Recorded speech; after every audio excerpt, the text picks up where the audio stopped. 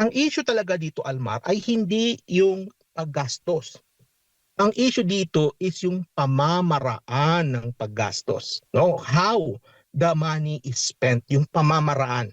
Kasi alam mo, Jade, kahit magbawas tayo ng spending, and if matino yung paggastos, makakapag-translate pa rin yan into economic growth. Mahirap gawin. No? Madaling sabihin, mahirap gawin, pero posible. Yan ay hindi ginagawa ng ating gobyerno kasi nga ang paniniwala nila is gastos dito, gastos doon. Wala nga disiplina eh. Walang disiplina sa paggastos. So ang kanilang paniniwala is kapag ka nag-increase tayo ng spending, ihahabol nila yung spending na yan, no, for second and for third and fourth quarter of 2026, no? Baka tumaas yung economic growth natin. Pero the way the Marcos Jr. administration spends people's money, questionable sa akin eh. The way they are spending taxpayers' money. No? Kasi nga nakita naman natin yung outcome. Hindi ramdam ng tao at hindi nag-translate din sa economic growth. Opo. Sir, si Almar po ito. Sir, mas malaki yung NEP para sa taong 2027 kumpara sa enacted budget ng 2026.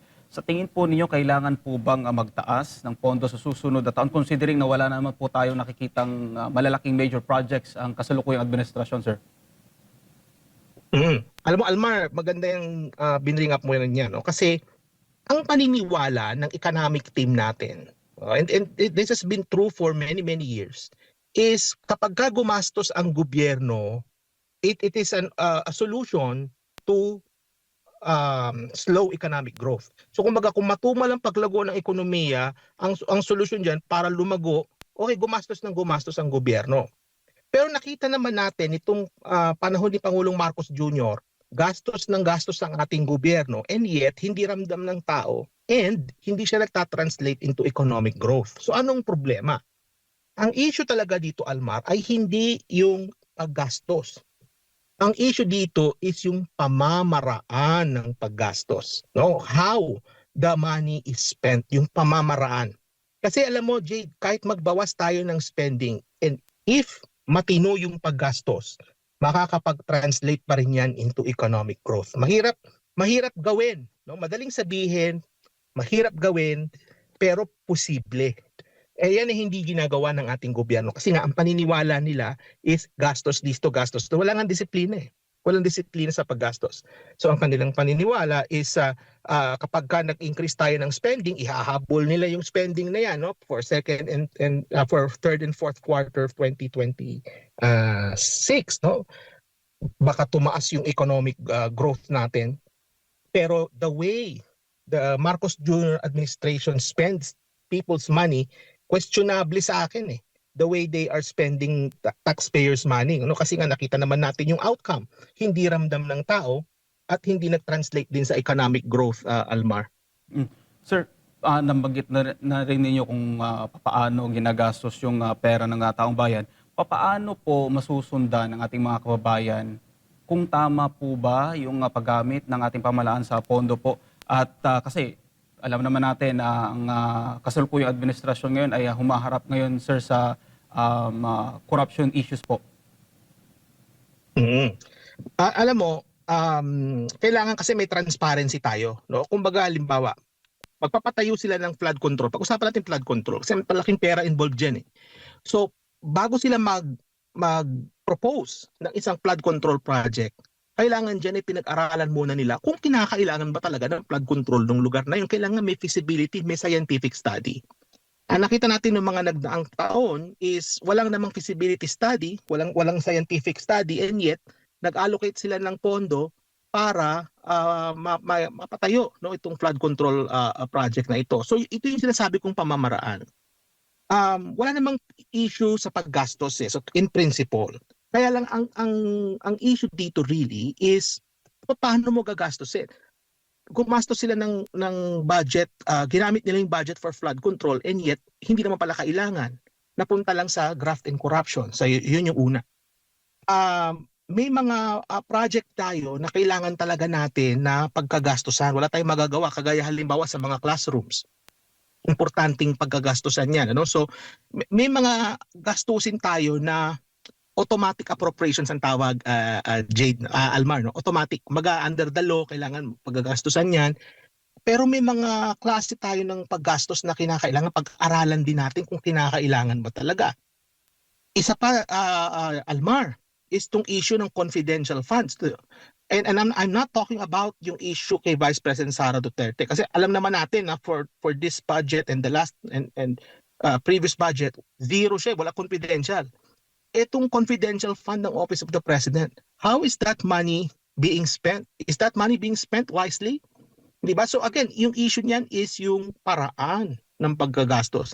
Ano yung mga outcomes na na-realize natin out of these confidential funds ng Office of the President? Was it being used properly, for example? Take the case, for example, Almar, itong nangyaring trahedya sa Ateneo de Zamboanga. No?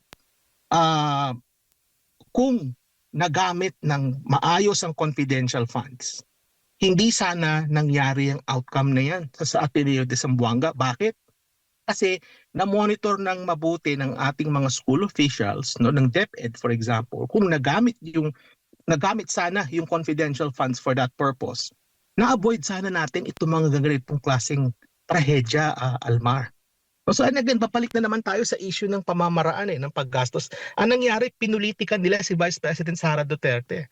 And then tinanggal nila yung confidential funds ng DepEd. And yet ngayon, yan ang nakita natin nangyari. Sunod-sunod na mga trahedya sa mga paaralan. At that is just the tip of the iceberg, Almar. Ano pa lang yan? Dulo pa lang yan kasi ang daming nangyayari, no, sa ating mga eskwelahan. Nandiyan na yung recruitment, no, ng mga ng NPA, nandiyan na yung recruitment ng sumali sa mga rebelde. Maraming nangyayari diyan na hindi na namo-monitor ngayon kasi nga yung pamamaraan ng paggastos natin, no, tinanggal nila yung confidential funds sa DepEd na dapat sana nagamit ng maayos, no? At alam naman natin nung panahon ni VP Sara nagamit niya ng maayos. And then ngayon dahil sa maling paggastos, hindi tamang pamamaraan ng paggastos ng pera, yan ang naging outcome natin, Almar. Opo. So hindi niyo po ba nakikita na parang red flag yung biglang pagtaas po ng pondo para sa taong 2027 considering na 2027, 2028 susundan ng election po sir at parang magiging uulan na naman po ng mga ayuda po niyan sir? Oo, kasi alam mo naman, Almar, na 2027, no, yung last quarter niyan, filing na ng Certificate of Candidacy for national positions. So hindi malabo, no, na magamit ang budget na yan para sa early campaigning, no, kasi bago mag filing, Almar, pwede pa silang pwede pa silang mangampanya, mag-advertise sa TV, magparamdam, no, mga poster kung saan-saan. Hindi lang ayuda, Almar, no, kundi mismong campaign materials, no, campaign paraphernalia. Pwede nilang gamitin yung pondo na yan, kaya dapat talaga bantayan natin, no, kasi lalong-lalo na ngayon na merong impeachment, no, posibleng magamit itong budget na ito para suhulan, no, yung ating mga mambabatas para bumoto in a certain way, hindi ba? So at alam naman natin na nangyayari talaga yan, no, nung panahon ni nung impeachment ni dating yumaong Chief Justice Corona, merong mga aligasyon, no, nung mga panahon na yun na nagkaroon ng suhulan, no, dun sa mga senator judges. So baka meron na namang aligasyon ngayon, no? So kailangan bantayan natin yan, lalong-lalo na in a very charged political climate na meron tayo ngayon, Almar, no? Talagang red flag na red flag yan. Nabanggit ko nga kanina, yung budget, inilago niya 6%. Your general economy nag-grow lang by less than 3%. So makukunin yung difference na yun, iuutangin mo, pahihirapan mo ang tao, pahihirapan mo si VP Sara pag umupo yan sa 2028, no? So yun nakikita ko, Almar. It seems to me what Marcos Jr. is trying to do is they know na VP Sara will be the next president, no, if she survives the impeachment, which I think she will survive the impeachment. Pahihirapan nila si VP Sara pag upo niyan, bubudburan nila ng utang, no, kumbaga by the time Marcos Jr. leaves office, napakalaki ng idinagdag niyang utang, baka mas higit pa dun sa utang na nakuha noon or kuha na incur ng ating bansa nung panahon ng pandemic, Almar. Opo, Doc, si Jade po ito, since nababanggit niyo natin itong national budget natin for next year, isa sa mga lumalabas na issue ngayon doon sa pag-allocate o pagpopondo po sa mga evacuation centers sa bawat rehiyon. Nasa 180 million pesos per region. Yan po yung panukala para sa susunod na taon. At ang lumalabas na issue ay gagamitin pa lang, baga daw gagamitin bilang campaign fund. Pero itinanggi na po yan ng Malacanang. Again, babalik tayo sa pamamaraan ng paggastos, Jade. No? Nabanggit ko kanina, kailangan may pag-aaral, kailangan may masusing investigation kung talaga bang kinakailangan ng isang lugar ng additional evacuation centers. So for example, hindi naman lahat ng lugar vulnerable sa pagbaha. Hindi naman lahat ng probinsya vulnerable sa mga bagyo at mga malalakas na pag-ulan. Hindi naman lahat ng probinsya vulnerable sa lindol, no? May mga lugar tayo na sa awa ng ating Panginoon hindi masyadong nililindol. So ang tanong diyan is kinakailangan din ba ng mga probinsya na yan, ng mga rehiyon na yan, ng mga karagdagan pang mga evacuation center.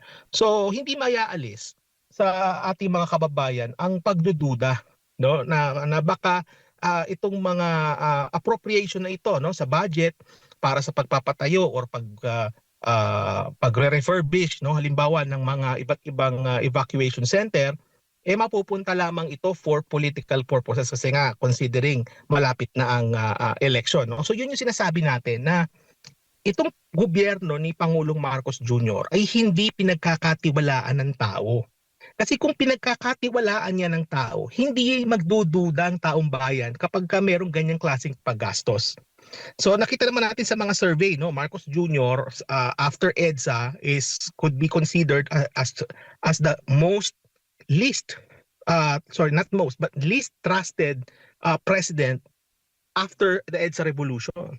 So kasi nga hindi na siya pinagkakatiwalaan ng tao, kagaya niyan kahit na sa palagay natin may baka legitimate naman talaga yung paggastos, pinagdududahan na kaagad siya ng tao. Kasi nga wala nang tiwala sa kanya ang ating mga kababayan. Pero ito nga sinasabi ko kanina, Jade, kailangan may pag-aaral, no? Kailangan may investigation, kailangan pag-isipan ng mabuti yung paggastos kasi limited din ang resources ng ating gobyerno. Diba? And ang pangungutang natin may limit yan. Hindi naman yan parang credit card na walang limit minsan. Baka may mga kababayan tayong sobrang yaman, walang limit yung credit card. Pero may limitation din ang pangungutang ng gobyerno.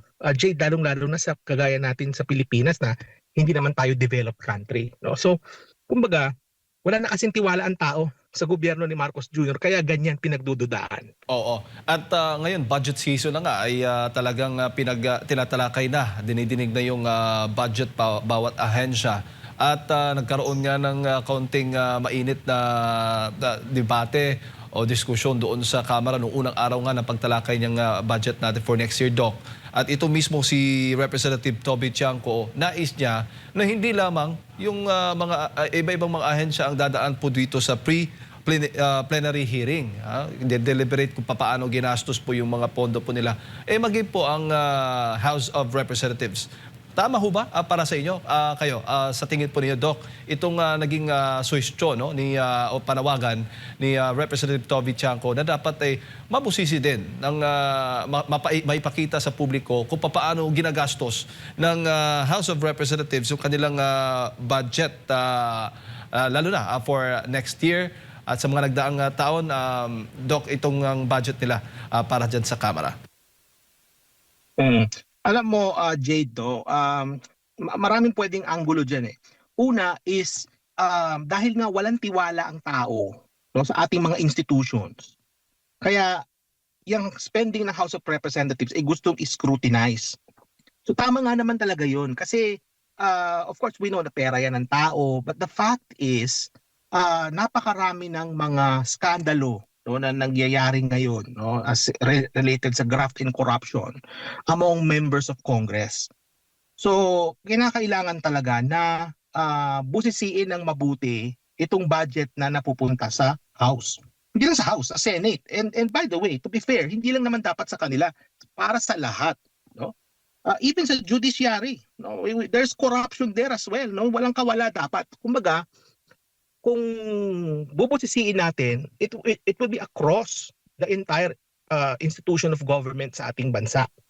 So yun yung nakikita ko kasi walang tiwala ang tao, no? Ikalawa, hindi puwera't sila ang House of Representatives, excuse na sila from the scrutiny of the public. Alam naman natin that under the Constitution, the Congress as a separate branch, they have what we call the power of the purse. No, kumbaga sila ang nagde-decide ng paggastos. Pero it doesn't give them the license na hindi na pwedeng busisiin yung kanilang paggastos. No, kumbaga hindi sila dapat exempted doon. Kasi nga dapat ang maging principle natin dito, Jade, is we should be proper stewards of the hard-earned money ng ating mga kababayan. No? Dapat tayo ay nagtataguyod ng maayos na paggastos ng pera ng taong bayan. No? And the fact that na sila they were vested the power of the purse does not give them the license nor the authority or the moral right na hindi na po pwedeng tingnan, inspeksyonin at busisiin yung kanilang paggasto. So tama si Representative Chanco ng Navotas, no? Tama siya. Dapat talaga na noon pa dapat yan, no? Na ini-scrutinize at kinakailangan malinaw yung reimbursement ng gastusin. Kasi ang nangyayari, Jade, sa House of Representatives, yung mga MOOE nila, liquidation by certification lang eh. So kumbaga, hindi tayo dapat magtapos dun sa pagbusisi sa budget. Dapat binubusisi din natin, Jade, yung paggastos mismo ng House.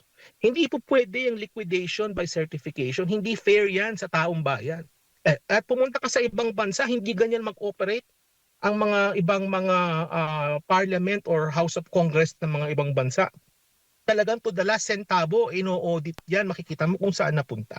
So kumbaga, hindi lang siya dapat, Jade, sa budget, but also we have to look at how the money is spent.